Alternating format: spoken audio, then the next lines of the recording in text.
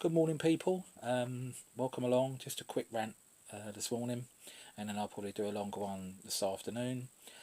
People are losing their minds already because they feel like they've been locked down.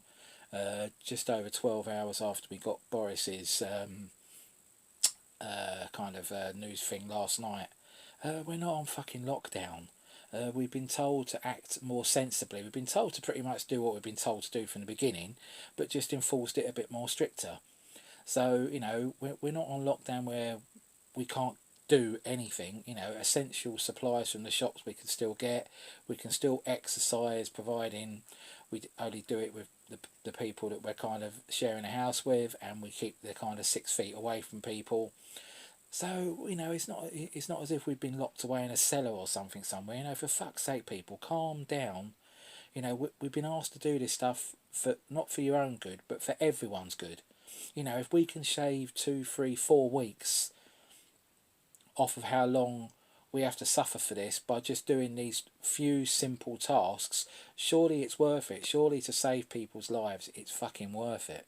If you're sitting there thinking to yourself, "Oh my God, my life's ended because I can't go to McDonald's anymore, and I can't walk into Dorothy Perkins and buy a dress," then your life must be pretty decent then. If that's the worst thing that can happen to you.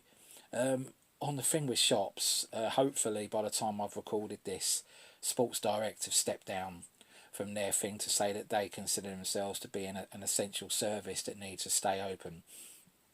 When the fuck was shitty 3/4 length Lonsdale tracksuit bottoms, no fear t-shirts, and shit airwalk trainers considered essential to live a happy and healthy life?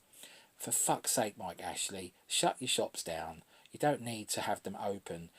We've already been told that online shops are going to stay open online. So if you really, really think that the way to get through this current coronavirus pandemic is that you need to go and buy a shit pair of trainers or a crap pair of tracksuit bottoms and that's going to make everything better, you can do it online. You can't walk into the shop. And that's not really a bad thing. I know that a lot of people have gone into meltdown because McDonald's is shut and Nando's is shut and all restaurants and that have shut.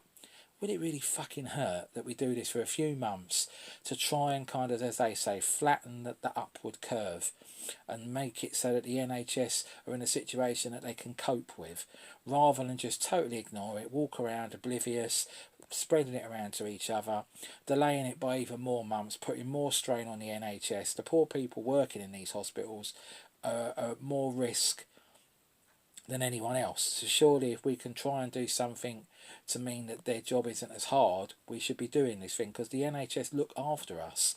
People need to stop being so fucking selfish and realise that there's people that are putting their health on the line and at risk to keep us healthy. Even though people won't recognise it, the shops that are staying open, like the supermarkets and stuff like that, are putting their health on the line and at risk to make sure that we don't go without. They're opening different hours, they're opening at different times to kind of look after key workers and the NHS. Everything they're doing, their heart's in the right place, but they're doing it for all of us. So we need to recognise that. We need to kind of think to ourselves, you know what, if we can do things that are going to make this whole period a little bit short, even if we shave 3 weeks off of the whole worst case scenario of it, being 3 or 4 months down the line. If we can shave 3 or 4 weeks off, then that's a good thing. I'm already reading in the news that not Wuhan, but the next largest area that they locked down in China, this today or tomorrow is going to have their curfew and their lockdown lifted, and Wuhan, they're saying, looks like it's going to be lifted around about the 3rd or 4th of April, and Wuhan was the place that had the biggest concentration of it in the world. So they only went in lockdown on the 23rd of January. So literally 2 months. 2 months of lockdown, and it's already seen a downturn in the amount of cases they're getting, new cases, and it's already working that they're being able to lock down or to remove the lockdown. So surely going through 2 months of not being able to eat a shit Big Mac, or not being able to buy shit tracksuit bottoms, or not being able to overpay for a chicken burger in Nando's. Surely 2 months of that isn't too much to expect for people to do. I know there's some people that are saying that lockdown for their individual purposes wouldn't be a good thing, but we've got to look at a bigger picture. We've got to look, you can't just look at the 3 or 4 people that live under the roof in your house. You've got to look at the 65 million odd people that live in the UK, because we all have got to pull together on this. We've got to do exactly like what Boris said last night. We're all in this together. We've all got to look out for each other. We've all got to just basically take the advice we're given. And let's be honest, the stuff we're being asked to do isn't isn't harsh. It doesn't mean that you're never ever going to see or speak to anyone for the next 3 or 4 months. There are plenty of ways to keep in contact with people that you don't have to all meet up and break these stupid rules and advice that we've been given. You can still talk to people online like I'm doing to you guys now.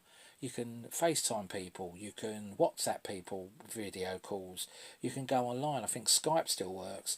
So you've got ways of keeping in contact with people, and we're talking about 2, 3, 4 months at the most that we've got to kind of stick with this.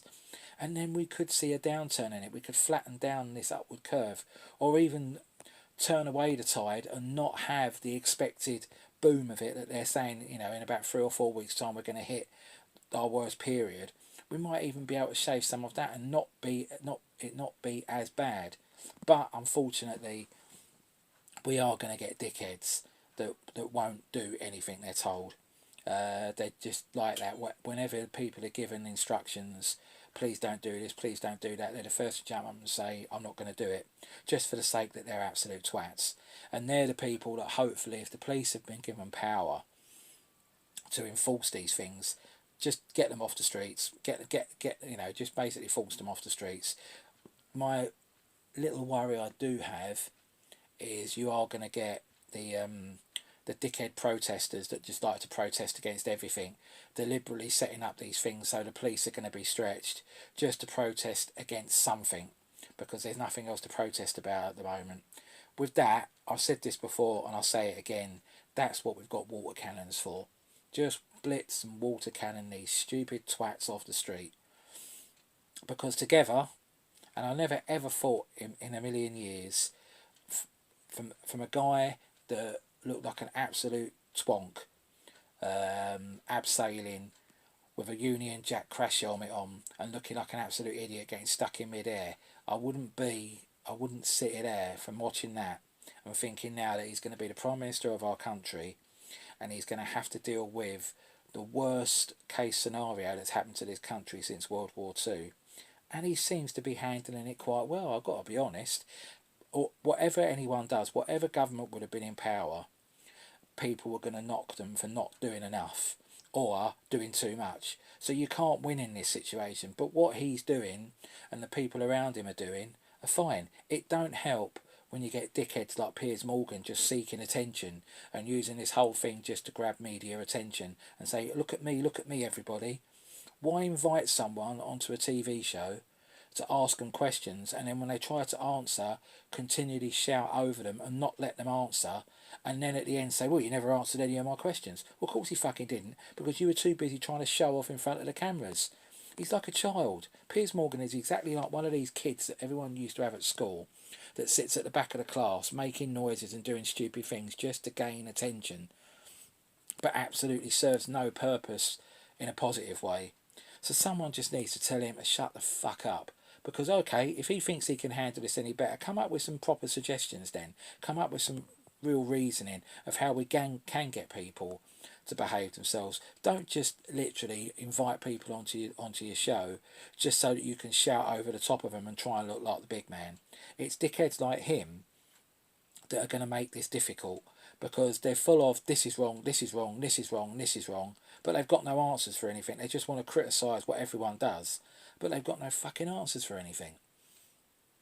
But some positive things need to come out in the news. Seen this morning that the oldest person to recover from coronavirus, 95-year-old woman, has recovered from the coronavirus and is now free of it. So there is hope. There is hope that people will recover from it. Unfortunately, people are going to die of it if they've got serious underlying medical conditions and we're already in hospital being treated for something quite serious, and it doesn't kind of help getting this on top of it. But we've got to start now on the news having positive stories, having things where people are pulling together and showing positive things, showing how many people have recovered. So have a daily stat, say, and these are the people so far in the UK that are fully recovered.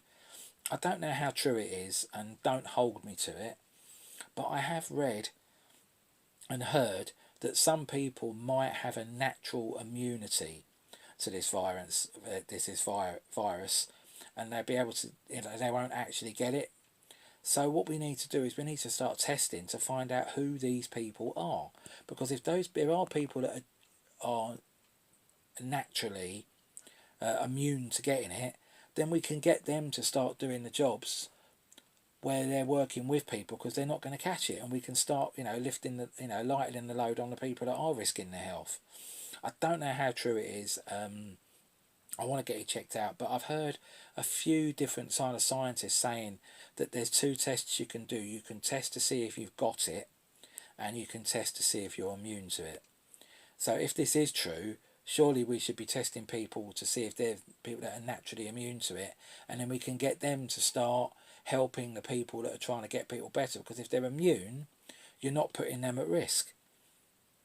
So I will be on a bit later on. Hopefully I'll have some stuff to rant about that's quite funny. But I just thought I'd just pop on this morning just to kind of check in with everyone. I hope everyone's staying well and healthy and fit. And of course, stay the fuck at home if you can. Okay then, I will talk to you soon, my lovelies. Peace out.